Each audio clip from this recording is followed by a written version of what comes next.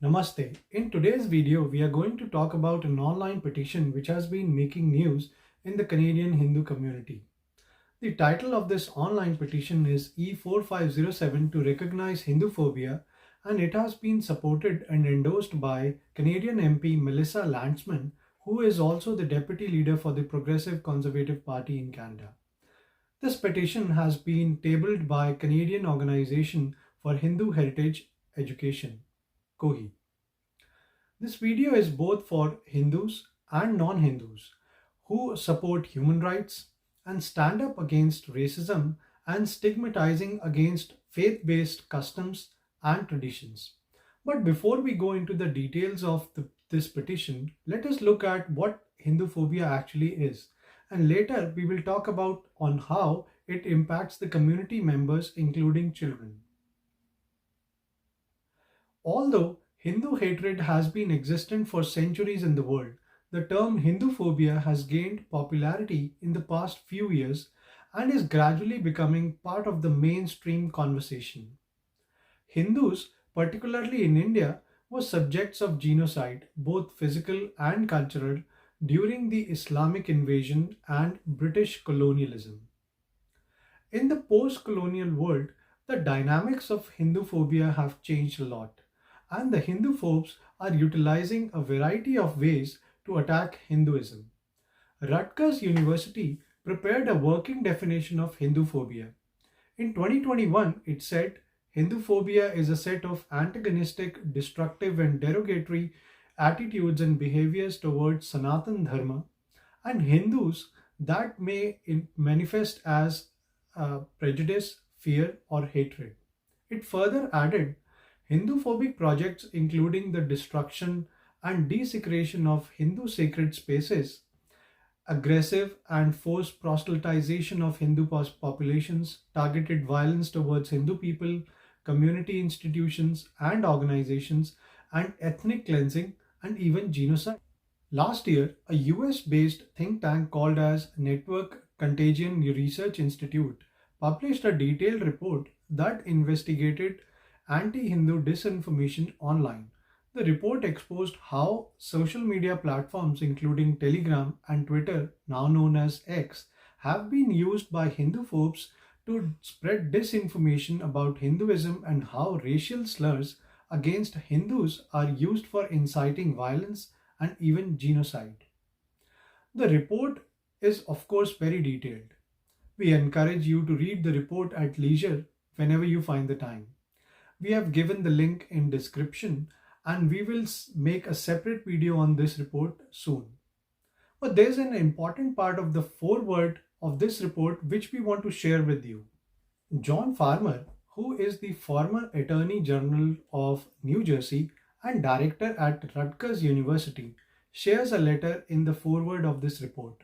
He wrote that in his early days as federal prosecutor in 1987 in New Jersey, he had been exposed to the ugliness, bigotry, and violence of anti-Hindu hatred. He had received a letter from a group known as the Dot Busters. The letter read as this: I'm writing about your article during July about the abuse of Indian people. Well, I'm here to state the other side. I hate them. We are an organization called Dot Busters. We will go to any extreme to get Indians move out of the Jersey city. If I am walking down the street and I see a Hindu and the setting is right, I will hit him or her. We plan some of our most extreme attacks, such as breaking windows, breaking car windows, and crashing family parties.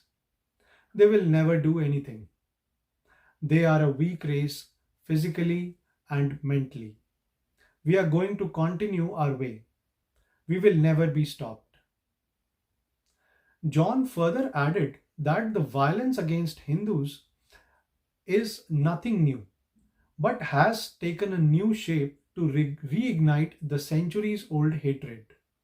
He concluded by noting that the essential first step in combating hate speech is to call it out. Now let us turn some attention towards Hinduphobic activities in Canada. Hate crimes have been on the rise against Hindus in the past few years. We will give here at least 10 examples from the recent memory to prove this assertion. In January 2023, Gauri Shankar Mandir in Brampton, Ontario was defaced with anti India graffiti. In September 2021, a Hindu family in Mississauga, Ontario was attacked by unknown attackers while they were performing a faith based ceremony. In early 2022, a Vancouver based adult business used Sri Ganesha's image as a vulgar logo, and the business had refused to take down the image online. In July 2022, under the guise of freedom of speech and expression, Aga Khan Museum in Toronto had agreed to screen a documentary film called Kali, where goddess Kali was shown as smoking cigarette. The screening was supported by the Toronto Metropolitan University, which was earlier known as the Ryerson University. In October 2022, Costco in Durham region put on display yoga post Halloween articles.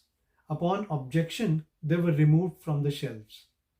In April 2023, a Hindu temple in Windsor was attacked and defaced with anti-India slogans.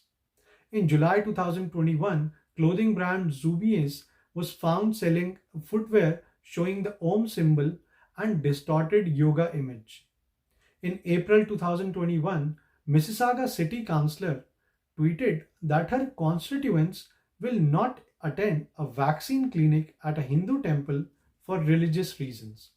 She even refused to apologize for her Hindu-phobic comment. In February 2021, NDP leader Jagmeet Singh's brother-in-law was caught on camera assaulting a man during Tiranga rally in Brampton. In the background, racial slurs were being hurled to the man that was assaulted. In February 2023, Ram Mandir in Mississauga, Ontario was attacked with graffiti. In July 2023, President of Bharat Mata Mandir in Brampton decided to write letters to Prime Minister Justin Trudeau and other prominent leaders after his temple came under attack and posters and banners of war zone were pasted in temple premises. 2 days back, Lakshmi Narayan Mandir in Surrey, Vancouver was attacked by unknown attackers. The attackers were caught on camera. We can go on and on with this. Attack on Vishnu Mandir in Richmond Hill in Ontario, knocking off the head of Gandhi statue in Simon Fraser University campus in British Columbia, are some of the other Hindu-phobic incidents that made news. Unfortunately, in most of the above incidents, the local law and order agencies have failed to bring the culprits to books. They roam free, and the common law-abiding Canadian Hindus continue to live in fear. Their politicians have failed them as well. All they get from them are words, empty words. These are not standalone incidents. There is an entire ecosystem which thrives on Hindu hate, and it is thriving in our schools, colleges, universities, and media as well. We would like to quote a couple of examples here. In 2021, a group of Canadian Hindu parents in Calgary raised their concerns about the curriculum which was being taught to their kids. It was found that Hinduism was introduced to the children only in grade 5, whereas other religions such as Christianity, Islam, Buddhism, and Sikhism were introduced to the kids in grade 2. The parents also found significant inaccuracies and deficiencies in the curriculum. University of Toronto School of South Asian Studies regularly holds conferences that propagate anti-India and anti-Hindu narratives. Anyone who opposes such talks and conferences gets ridiculed and cancelled. In October 2020, a webinar was conducted to discuss how Muslims in Kashmir are being oppressed and discriminated against. The webinar conveniently forgot to tell the fact that Kashmir is a Muslim majority state and less than 1% of religious minorities live in the region. It is only very recently that Peel District School Board in the Greater Toronto Area has recognized Hindu phobia as part of its official anti-racism policy. Other school boards, colleges, and universities are yet to follow. Hindus are often equated with Nazis and white supremacists. The religious symbol swastik is falsely equated to the Nazi hate symbol Hakenkreuz, which literally means hooked cross. Interestingly, state governments in Australia have passed laws against Hakenkreuz, and the laws clearly differentiate between the two symbols. However, both in Canada and the US, the academia fails to make a note of this. The above set are some of the examples to state the obvious. However, the list of Hindu-phobic incidents is long. They impact regular devotees at temples, children in schools, youth in colleges and universities, and a common Canadian Hindu in his or her regular work and personal life. Now, let us look at the petition which is being talked about here. First of all, let us understand that this petition is not just any petition which is done at platforms such as change.org. This petition to recognize Hindu phobia has been entered in the House of Commons official website. What this essentially means is that this petition needed to be endorsed by a Canadian Member of Parliament to even get posted. More electronic signatures on this petition will reflect the strength of the argument when this issue will get discussed in the House of Commons. So if you have not signed this petition, please go ahead and sign it. We are providing the link in the description of this petition. Please encourage your friends and family to sign this petition as well. Before we end the video, we would like to tell you the simple steps which you should take to complete the e-signatures. Step 1. Click on the link of the petition. Step 2. Scroll to the bottom of the page where it says sign the petition.